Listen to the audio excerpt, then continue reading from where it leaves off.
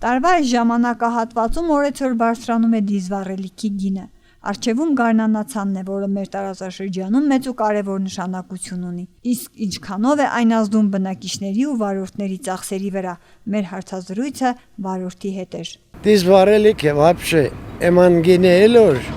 օրեցօր կելլեգ է տորի ցանքսը չվերջանա մեդիաներեք բենզինի կամ սալարկի իջեցում։ Հայմի աշետու ես ասման գմետացիեմ տրակտորսնում մեղադարենք է։ Ինչի կմեղադարեք մարդը 4 լարից են ավել սալարկի լիտր գուդա կարնի։ Տրակտորին զապճասնի ես իշխիդիմ իշ կեների։ Вообще խելրելու կեների։ Չգիծողը խոսինգը պրոստը։ Բայց այդ մարդունա տատիկո չէ մեկ ապեգ եմ մենա։